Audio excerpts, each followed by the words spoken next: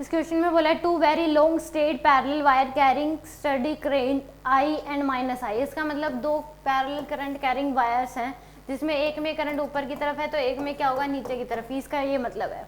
The distance between the wires is D, दोनों के बीच जो डिस्टेंस है वो क्या हो जाएगी इस केस में डी है।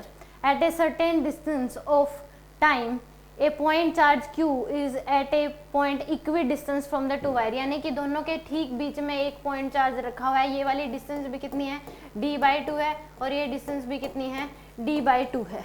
और इसकी जो वेलोसिटी है v perpendicular to the plane, this plane, इस प्लेन के परपेंडिकुलर है, यानी कि बाहर की तरफ क्या दे रखी है इसकी वेलोसिटी दे रखी है। प्लेन हो गया इसके परपेंडिकुलर, बाहर की तरफ वेलोसिटी है।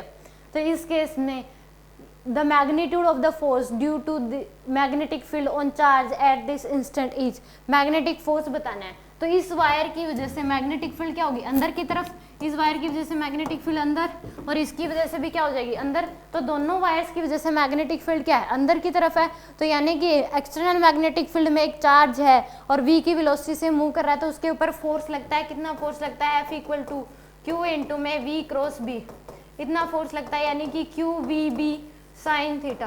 अगर मैग्नेटिक फील्ड में एक चार्ज है और v की वेलोसिटी से मूव कर रहा है तो उस केस में फोर्स कितना लगता है F इक्वल टू QVB। अब मैग्नेटिक फील्ड अंदर है, वेलोसिटी बाहर है, तो दोनों के बीच जो थीटा हो गया वो कितना होगा 180 डिग्री।